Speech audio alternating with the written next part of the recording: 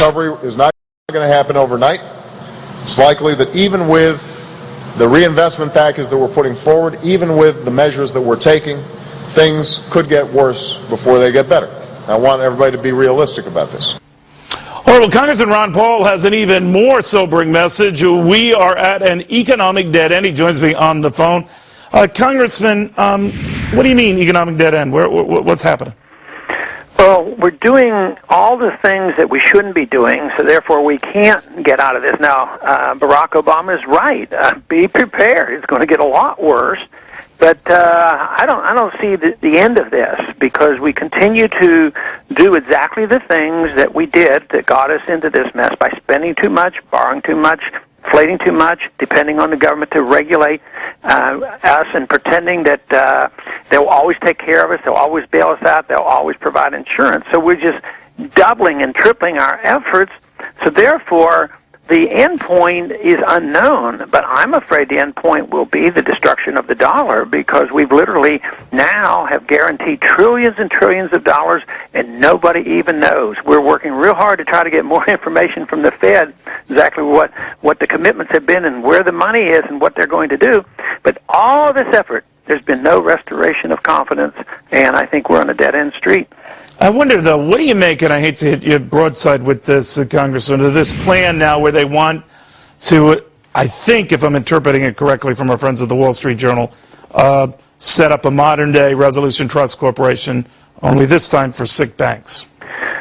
Yeah, well, it's another attempt. Those efforts have worked in the past, but I don't think it can work now. We've papered so many crises over in the last 30 years, but it just made the bubble bigger.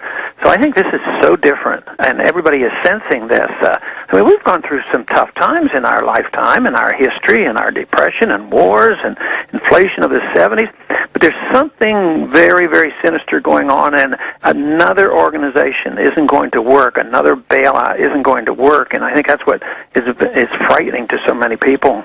You've also said spending our way out of it won't work, but we're going to try to spend our way out of it. Play that out for me.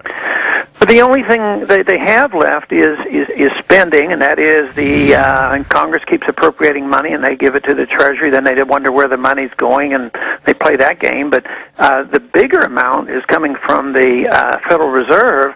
And we don't call that spending, but it literally is, because they're putting money and credit out there and buying up assets, and it's a burden because it will be inflationary and destructive.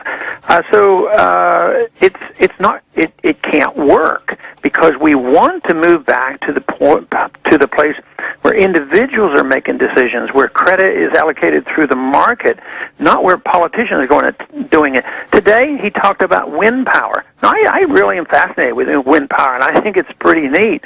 But quite frankly, I don't know absolutely for sure. Neither does Obama know it for sure. Nobody in Washington knows for sure. That's the best way to invest money. It may be cleaning up the coal, or having nuclear power, or using hemp to make ethanol. There are so many other alternatives that are determined by the marketplace.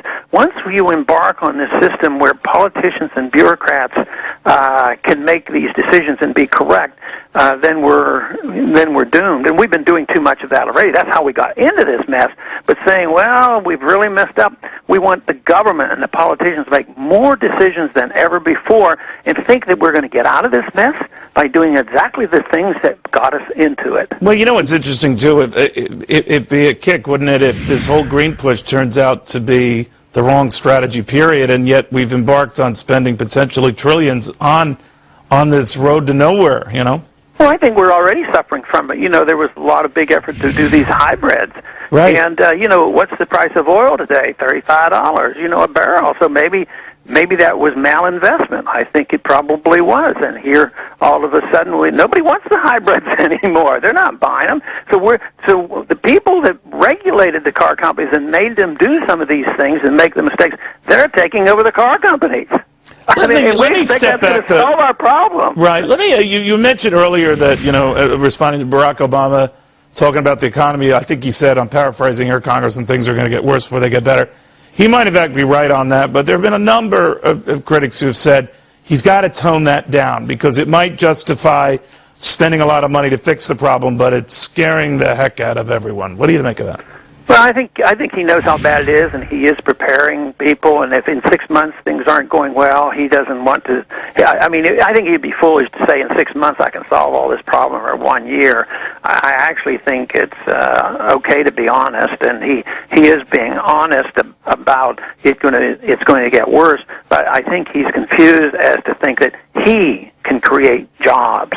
I mean, business people create jobs. All we can do is create a favorable environment, sound money, and low taxes, less regulations. And business people create jobs. He can create jobs. I mean, he could have a national youth service and have a draft and a bigger war. And we could, you know, in World War II they said the Depression ended with World War II, but it really didn't. All it did was it got rid of unemployment. But that's a heck of a way to get rid of unemployment. Yeah, that's a very good point. Congressman, thank you very much. Thank you. So $76 million.